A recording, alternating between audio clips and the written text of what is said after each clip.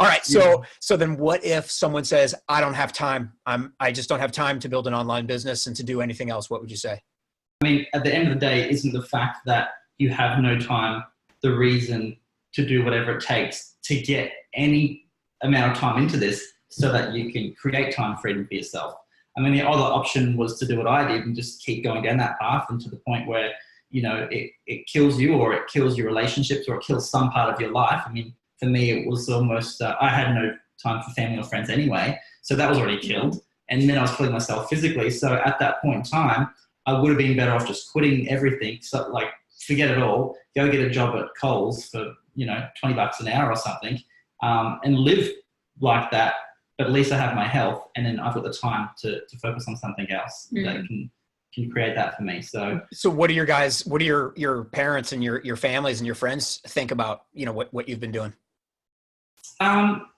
We either have people who are like, they're not quite sure what we do because we don't broadcast it out there, or we've got family who are super supportive. So when we started, we didn't really broadcast it to the world at all. No, we didn't want the negativity. We just like, we know it works. If they think it's a scam, that's fine, but we don't need to defend it at this point because we're still in the learning stages. So we'll just keep going, and then we'll let our results prove them wrong. And I mean, we were already feeling overwhelmed, and so to have someone negative in our ear saying, you can't do this, like, it's not going to work, it just would have been really counterproductive. And so that's why we're like, you know what, we're committed to this path, why not make it easier by not telling them about it, and then let our results speak for itself.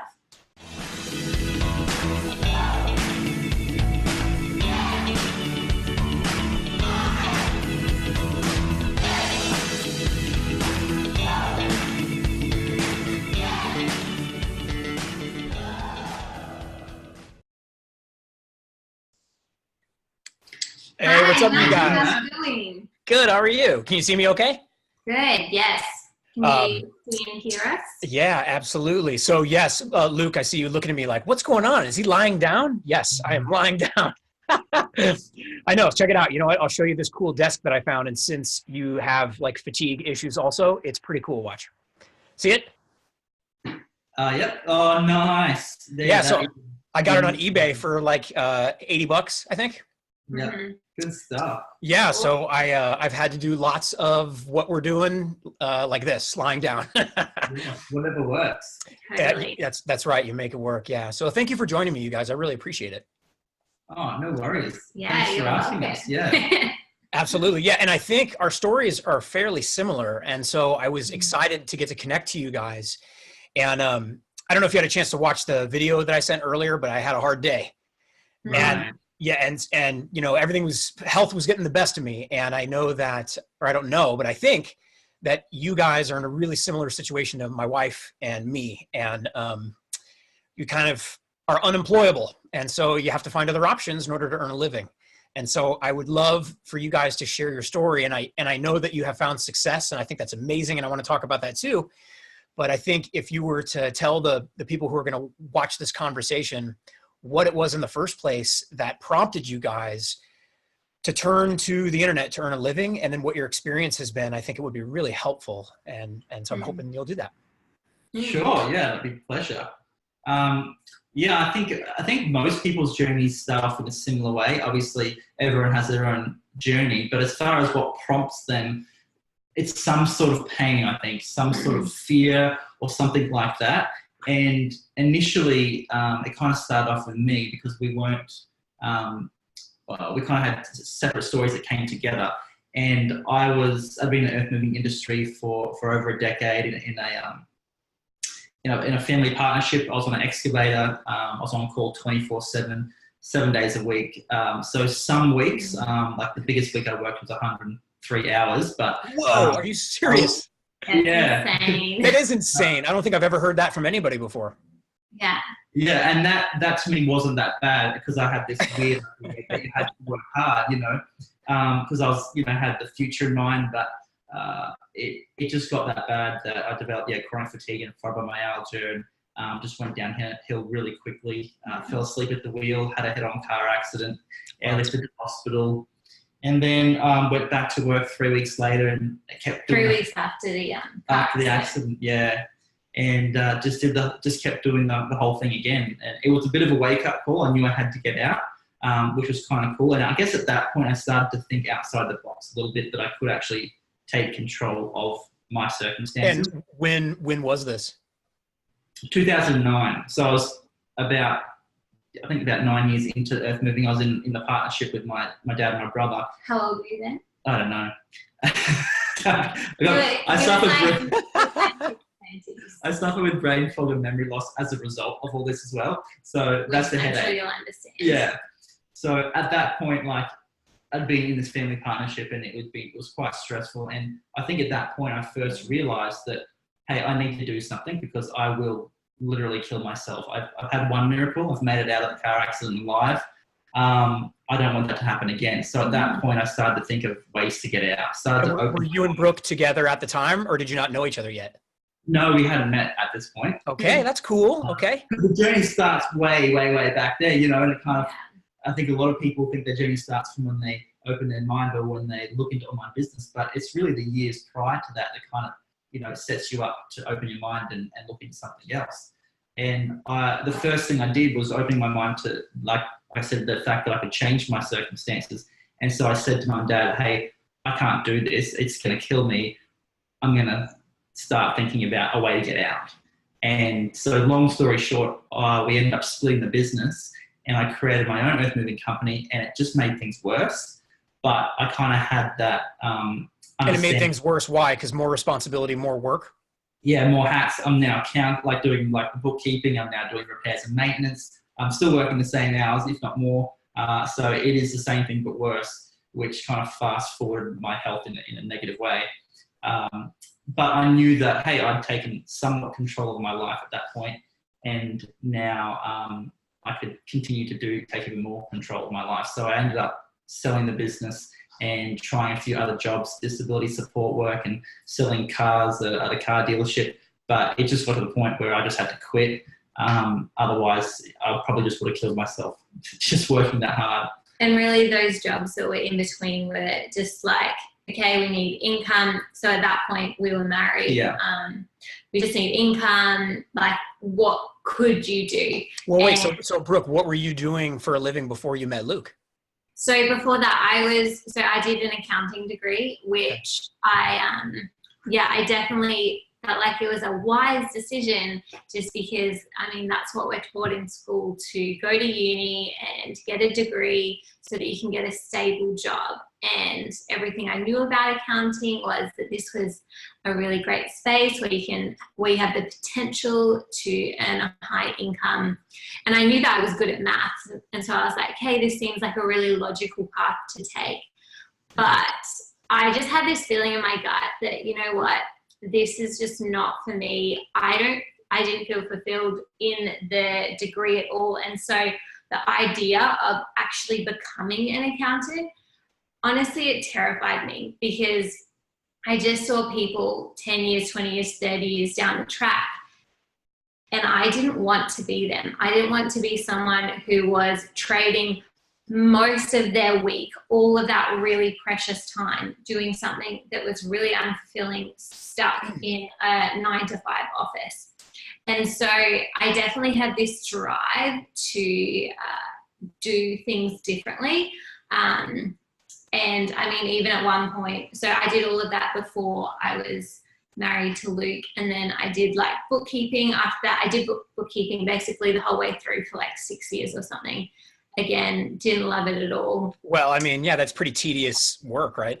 Yeah. And honestly, it's definitely, oh, sorry. I think did we just break up? No, we're good. We're good. What was I saying? Oh yeah, it just definitely doesn't align with who I am. And so at one point, you know, Luke and I were both talking about, okay, how can we create a business? Because we knew that business was a wise route to take, because you're able to be your own boss, set your own hours, which would work perfectly for Luke's health. And but not in the way that I had done it previously, where you kind of own your own job. Well, so when you guys met, Luke, you were having health challenges, yes? Oh, big time. Yeah, it was bad. I was like, you sure you want to marry me? I know, right? So that's what I was thinking. It's like, you know, you took on a big project there, Brooke. Yeah. Drip feed me. Yeah. Yeah, so we didn't want to do it the same way because, and that's why I think we started looking at online, because we realized that, hey, like it's not a physical job, so to speak. We can separate our time from money, still have a business, but we're not actually, it doesn't rely on our hours. We can, have systems and technology in place that can make sales while we're sleeping. But I mean, even before we started looking at online business, we were looking at physical products. And so, okay, we know that we can use systems in order to create a business. And so for me, I was already creating my own jewelry, and I was like, why don't I turn this into a business? And Luke was looking at creating a product specifically for the earth moving industry. And then, like, similar to all of this was when we really had our eyes opened to the opportunity of online business, specifically digital products. So did you try and fail and then find the six-figure mentors like me? No, we actually never made it there. It came at the right time, because I was talking to we were making jewelry and like researching stuff, and I was creating designs for this product and talking to engineers and looking at trademarks and things like that to create the product. So it came right at that point where we hadn't put too much into it, and then we realized, oh, okay, let's just get educated around this first. And as we went through the training, we realized, oh, wow, look, there's affiliate marketing as well, which could kind of save us a lot of the headache of the product side of things, because we just didn't have the time.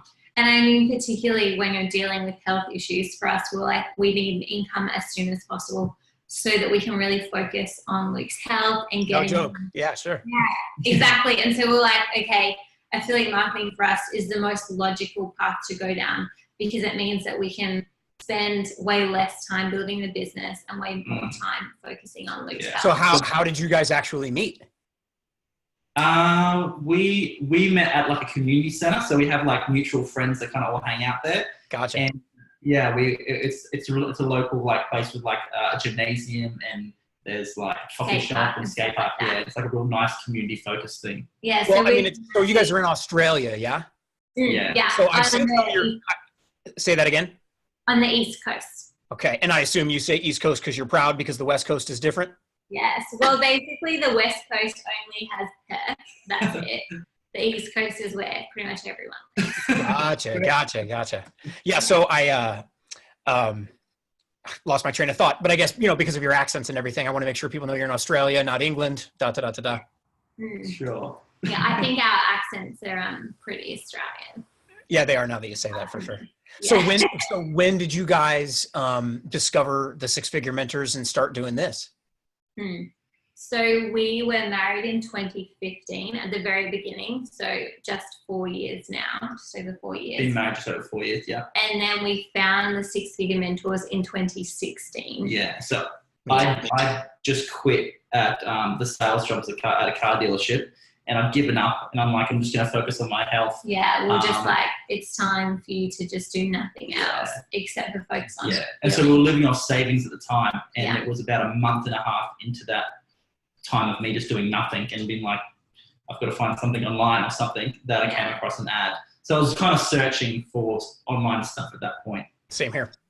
Yeah, I failed as an Amazon affiliate, and then I set up my own drop shipping relationships with a few suppliers for like gardening products, and I lost money at that. And then I was looking, and then Stuart popped up. It was an ad, and bam. So kind of like you guys, and that was the very end of 2015, beginning of 2016 for me. Wow. Good stuff. But I have seen you guys have done quite well, and I think that's amazing. Also, you just, I think, crossed 500,000 in sales. Is that right? Yeah, thank you. Yeah, so is it January? Yeah, January we crossed over. So that was we started the training in August of 2016 with SFN, and then we started marketing the 1st of November 2016, and so just over 2 years of doing online. Yeah, business. Excellent. It's excellent. So what have you guys found to be your most successful strategies? Strategy? Well, I mean, obviously video, I know you guys do, but what looking back, would you say, man, I wish we'd have just done this from the beginning? I would say simplifying everything, not trying to focus on doing multiple different strategies that for us, we're on YouTube. So we're like, we're just going to focus on YouTube and we're going to master YouTube. Yeah. I think a lot of people, they want to have everything up and running perfectly before they kind of get started. And when you look at what the activities actually are that bring you in the income, it's not spending for hours and hours and hours making your website look pretty. You do need to have a website that works and that follows the rules, but sometimes it doesn't really make that much of a difference. And so I think we're just learning more and more that where we spend our time makes the biggest difference as to whether we make money, because we can waste our time and be as efficient and productive as we like, but if it's not effective, then what's the point doing it? So let me ask you this. So I had thought, you know, I'm a YouTuber. Everything I know about lots of stuff is from watching tutorial videos on YouTube. So I just love the platform. And I thought that I was going to try and master that as well. But I find I have fallen victim to what you just said, Luke, where I'm blogging, I'm uploading videos, then it's going over to LinkedIn, then I'm on Facebook, and it's like I'm all over the place. And I spent a lot of time making my website look good, you know, just like you talked about. Yeah. And so my first, I'm at 9 months for actually marketing the SFM, and I'm at about 20 grand in revenue. Wow. You know, which is not bad. I mean, it's nowhere near my goal, but it's not bad. It's awesome. You've done it. You know what I mean? As soon as you make that first sale, you can prove to yourself that you've done it. But, you know, $500,000 is super impressive in 2 years, you guys. And so, you know, I think if you're able to share like the lessons that you learned and the hurdles where you look back and you're like, wow, that was a big waste of time. I mean, that's super helpful. Yeah. Yeah, no, there's a few of those for sure. So then tell me this, when you are mastering YouTube, what are the tasks and skills and everything that you have mastered that is making it work? Well, I mean, I don't know if we necessarily Okay, so, well, you know what I mean. I would say one thing, like really in our business, the two things that we focused on is building our tribe and building trust. And so that's really the foundation of online business. And so for us, when it comes to YouTube, like building trust is putting videos, putting content out all the time, consistently. The reason why we love YouTube so much is that when people see you in a video, they're able to just get this really intimate snapshot into who you are as a person. And that builds trust, in my opinion, more than anything else, more than a blog. And so, yeah, for us, that's really like the two main pillars that we try to focus on all the time. So how often are you guys uploading videos? Well, at the moment, we're doing one a day. Yeah. That's a lot. It is a lot. And again, like one of the other tips that we found was you're better off, what's the mantras that we use? Massive imperfect action. Massive imperfect action. Because at the beginning, we're trying to make it perfect. We're trying to create this channel that's the same as everyone else's on YouTube, really amazing. And, you know, I'd spend a whole day creating this script and trying to remember it and then shoot this vlog, like this video, and my whole day's gone. When now we're like, just start recording and start talking. And if you stuff up, people can relate. That's okay, you're a real person. Right. And so I think authenticity really can't be hammered enough in this business, in life, in everything. The more that you're authentic to yourself, the more that comes through in your business, and people can trust you because you're authentic. And so stuffing up in a video is actually a good thing. Yeah, which is totally different to the way that we approached this business in the beginning, where we're like, we need to be polished. For me personally, I was like, I need to make sure that I do my hair and I do my makeup and I look amazing for every single video. Whereas now I'm like, yeah, I've just been to the gym and I have a really red face from working out. People want to see that. Yeah, and I mean, that's why Instagram stories are huge. Because so, you know, I've never been on Instagram even one time in my life. Wow. I know, that's how old I am, Brooke. Old. Don't worry, I'm not super into Instagram yet either. Yeah, but you know, so what I notice is the affiliate marketers in our community, the people who have teams, really seem to make quick progress because you guys can divide and conquer tasks. So I guess that leads me into my next question. Having the team, what have been the challenges and what works really well for you guys since you're a team? Yeah, that's a good question. I just want to say straight away, like off the bat as well, you can divide and conquer when you have a team. You can divide tasks. You have two heads. Two heads are better than one. But I don't think that at all limits you, because there's two of you, so you have to kind of plan together. There's another person you kind of want to communicate with, so it takes longer sometimes. And if you look at some of the great leaders in the community, a lot of them are doing it on their own. So you can outsource things, and you can bring on contractors to kind of take load for you a little bit. So I think there's pros and cons of both. Yeah, definitely. So, but for us, communication was something we had to learn. Oh yeah, it's strengthened our marriage hugely. I bet it did. Well, okay, so what about this? Since you guys spend so much time together, because I am a wedding minister, so I think about this stuff too. Is it like, God, get away from me, and you need some individual time to go hang out with the girls and hang out with the guys and spit and cuss and do whatever it is that girls do, Well, actually, because I'm such an extrovert, and so I don't ever work at home. I take my laptop and I go to a coffee shop, and literally all of the work that I do is from a coffee shop. Oh, that's awesome. At home and works. I just come through into the office where it's like quiet. I can hear myself think, hear a pin drop. I like that. So I think one of the things we learned was how different we are, and how different the different environment that we need to thrive in our business, like in our work day. So that, as well as rewards, we have this little chart behind us, like our vision board, and whenever we have a project or a task, we like to reward ourselves with anything from a big holiday to just a piece, like a little chocolate or something like that. So we just like to reward ourselves. I like the long-term rewards, but what I've learned is Brooke's the complete opposite. If she's I'm like a typical millennial. I want my instant gratification. Yeah, so she's like, today. So we just had to learn how each other works and leverage that. Yeah. And I think really respect it as well. Yeah. Not get frustrated. Like Luke, again, is amazing at working towards things in the future. Sometimes to his detriment, obviously with his chronic fatigue, he wouldn't have worked himself to almost death if he didn't have that mindset. Whereas I'm very much present focused. And so I can't remember where I was going with this. But, so Luke loves to plan, which for me, I'm like, let's just get in and get it done. And then I can go to the beach, which is what girls do. But I mean, that works well because you're yin and yang that way though, yeah?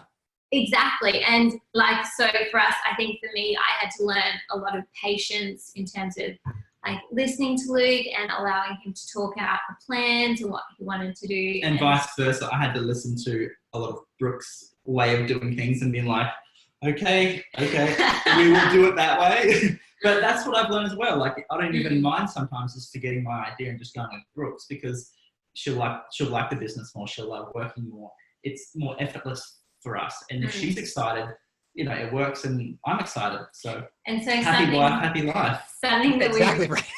Yeah, definitely. It's to it. Something we didn't realize going into online business was just how much personal development that this journey would really take, and how much it would refine our character as we went through it, which now is something that we're so thankful for. But there was this quote that someone in the community actually put up yesterday, and what did he say? It was, you don't have issues in your business, you have personal issues that flow into your business. And so I think really a great thing to do is, if you feel like you have issues in your business, it's really good to stop, take some time and really learn self-awareness and be willing to open your mind to personal development. And I think if you're not willing to open your mind to that, then I would probably suggest that online business, or business in general, isn't the best space for you. Right on. I like that. And, one of my favorite things about our community is the fact that everyone is trying to be a better person, and all of the personal development stuff and the mindset stuff, I think is amazing. And I think it really helps too. Obviously we're taught how to market online by salespeople, by online marketers. And so it's good to see, when Justin's doing a seminar and he's talking about doing everything with integrity and authenticity, and to see that the guys who run the company are good people, I think is important. So what have been what have been your experiences, the highs and the lows with the training and with the community and that kind of stuff?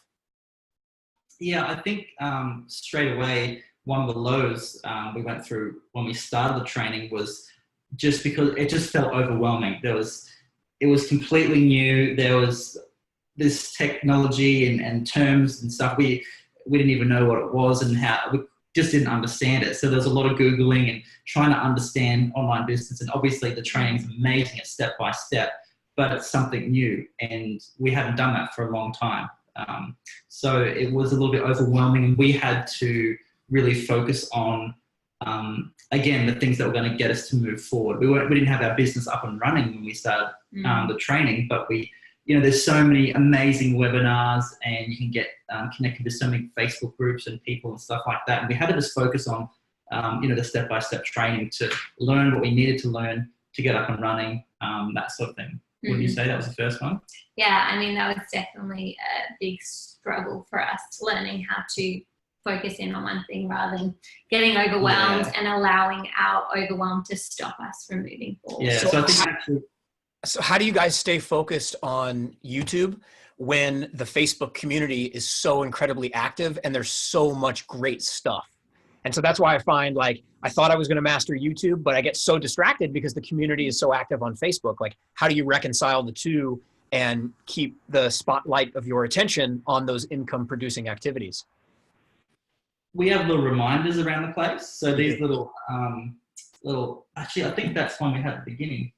Yeah, so that we actually wrote those 2 years ago, and we've moved house like 3 or 4 times, and we've taken those exact same sticky notes and we stuck them back on the board. So focus on outcome, not activities. That's what the one on the far side says just there. And so we just had to think about, okay, well, what are those activities? YouTube, all right, and then just eliminate everything else. We wrote a list of everything that we had to do. And we basically prioritized them. Which ones of these tasks are income producing, e.g. shoot an ad. And there's so many things you can do forever and a day in this business. So you just have to be okay with letting them go and just focusing on those ones. Something that Stu said when we had just finished the training was that once you finish the training, during the training, you're in 80% education mode, 20% action. Once you finish, you need to flip that. And so that's what we did. We're like, okay, we're just going to put our blinkers on. We're not going to attend all the webinars. And it's amazing that there's so many, but we're just going to pick out the few that we know will get us to our goals the quickest. And so that meant sometimes only being on one webinar a week.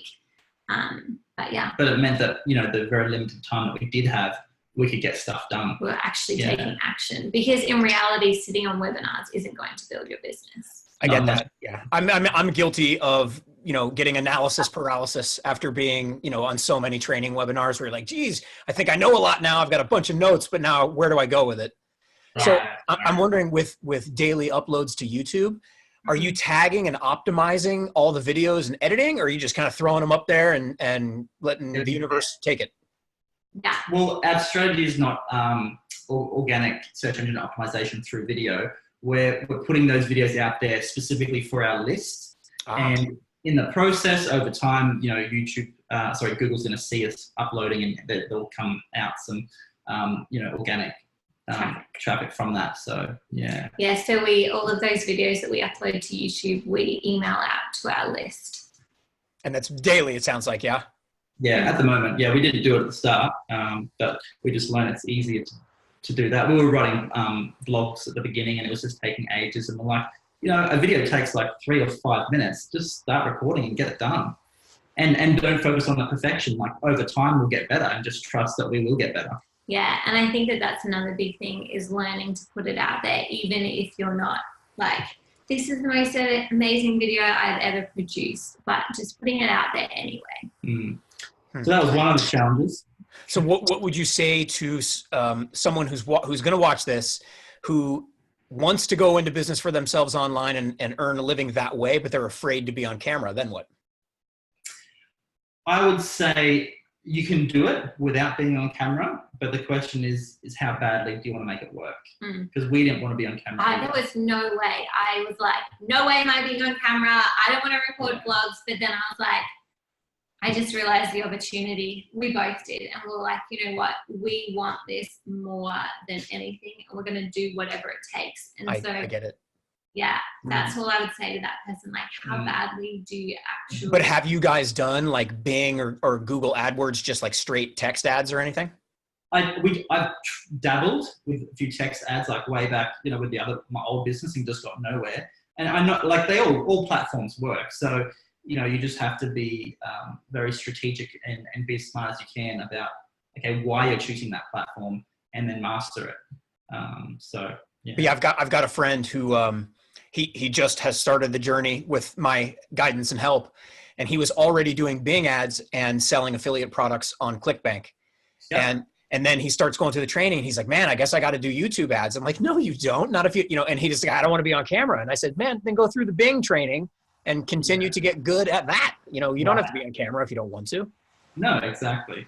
You know, I'm also wondering, since you guys are in Australia, I was on an import experts webinar. And for the people who are watching this right now who have no idea what that is, it's importing physical products from China and other places and then selling them on Amazon.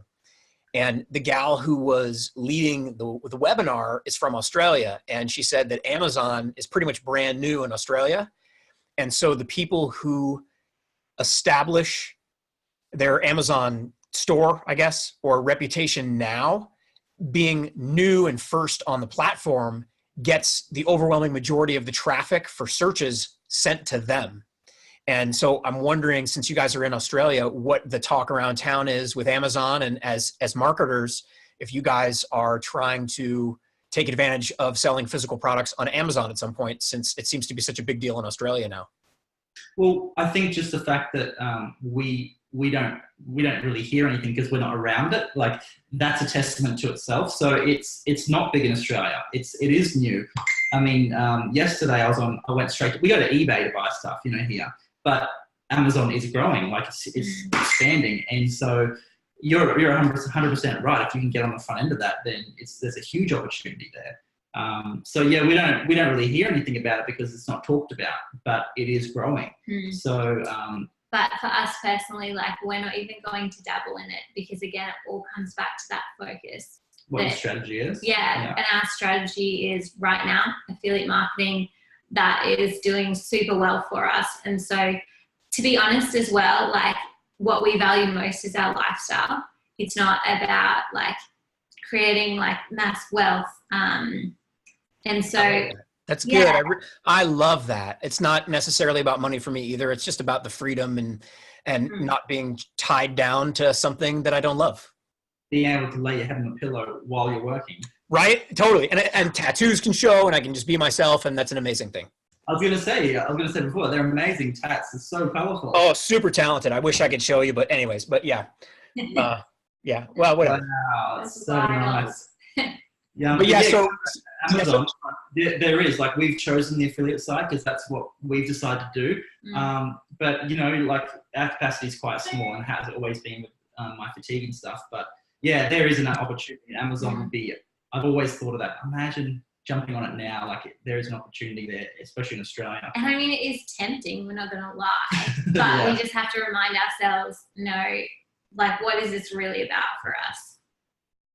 So let me run through some basic concerns that I hear that obviously you have heard, just for people who see this.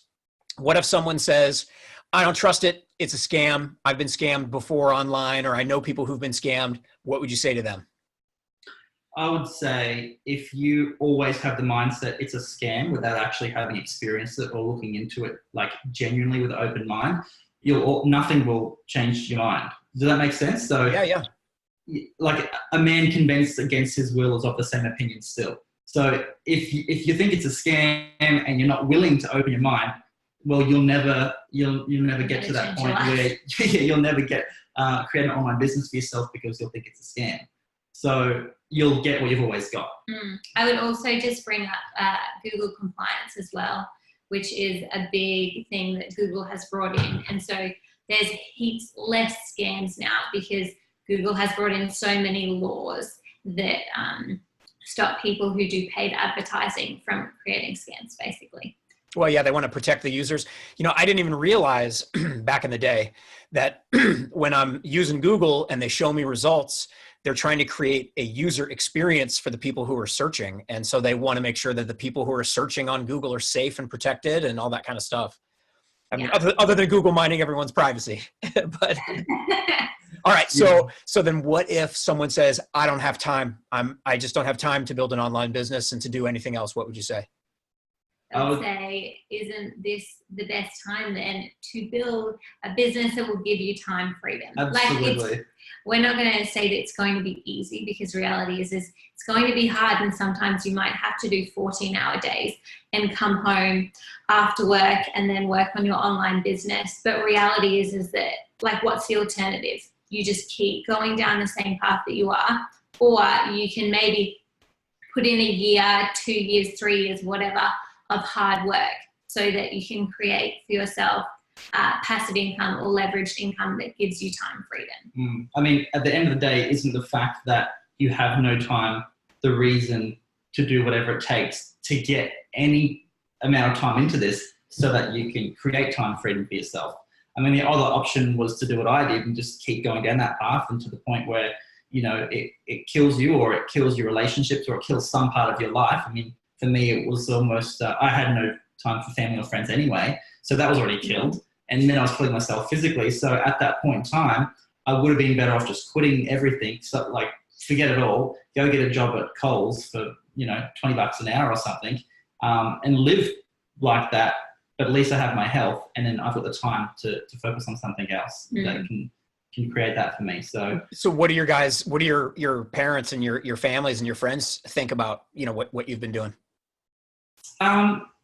We either have people who are like, they're not quite sure what we do because we don't broadcast it out there, or we've got family who are super supportive. So when we started, we didn't really broadcast it to the world at all. No, we didn't want the negativity. We just like, we know it works. If they think it's a scam, that's fine, but we don't need to defend it at this point, because we're still in the learning stages. So we'll just keep going, and then we'll let our results prove them wrong. And I mean, we were already feeling overwhelmed. And so to have someone negative in our ear saying, you can't do this, like, it's not going to work, it just would have been really counterproductive. And so that's why we're like, you know what? We're committed to this path. Why not make it easier by not telling them about it, and then let our results speak for itself? I kind of did the exact same thing, where I just didn't. My dad is always devil's advocate, and he's always, the glass is half empty and he's a skeptic. And so I totally didn't tell him at all, because I just didn't want to hear it. Yeah. Well, I mean, there's no promises. I mean, it's the whole idea of it being a scam. It's like, there's no promises, and how can it be a scam if you're getting value? Like, if you pay money and you get nothing, well, yeah, it's a scam. But if you pay for a product or a service and you get that product or service, you've just bought a product or service. It's not a scam, it's value. So, well, I mean, and I think he's from a generation where the deal was, many years of devoted service to an employer got you a pension, and it was just a different time, and it just doesn't work that way anymore, where we all know that we are responsible for ourselves, and there's going to be no pension and no safety nets. So, I like that we're learning a way that we can support ourselves always, as long as the internet exists. Yeah, absolutely. You have to take it into your own hands. Yeah. Mum and dad, I think, have just missed out on the pension, and it's scary looking at them in their mid-60s and still working. And I'm like, wow, like, I don't want that to be me, and I want to be able to help you in a couple of years' time. Nice. So maybe before we end our conversation, are there any, I'm pretty sure you guys have, at least Luke, I think you have been on stage at like an event, but what are some, and Brooke, I don't know if you were on stage as well, what I saw, but what have been some of the highlights of the community that you can share? You can go. She was on stage, so I didn't see it, so I wasn't trying to downplay anything.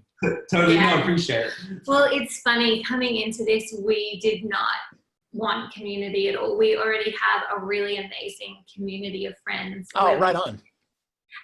Which was great, but they are not entrepreneurial at all. And so really what this space has given us is this support network of entrepreneurial friends who really challenge us and who encourage us and who just really support us in every part of this business. And so again, going back to the last question, a lot of our friends and family don't really understand what we do because they're not really interested in entrepreneurship. And so being able to have a support network of friends within the community is, it really is. I know. Yeah. I've met some of the best people I've met have been in the community, and just spiritually minded people in general. I think I just really enjoy being around. Yeah, we found it just brings us up to a different level. You know how the exercise you can do where you can take all the people that you know and the average of incomes that they earn, and you're pretty much smack bang in the middle. That was so true for us and our family and friends. But when you surround yourself around people who think bigger, you automatically start doing bigger and greater things. No doubt, 100%. The company you keep is going to shape your future without a doubt. Yeah. Definitely. Nice, guys. Well, I'm glad to meet you, and I'm seriously appreciative for your time, without a doubt. You're so welcome. It's so great to meet you too. You too. And I plan to be a leader in the community. And so I know that we will cross paths over and over again throughout the years. And I'm thrilled to have you as new friends, guys. So I appreciate your time. You're welcome, Matt. Thanks for having us. It's been course. Fun. Yeah. So I'll hit the stop button and we'll stop recording and then we'll chat for a second. Great.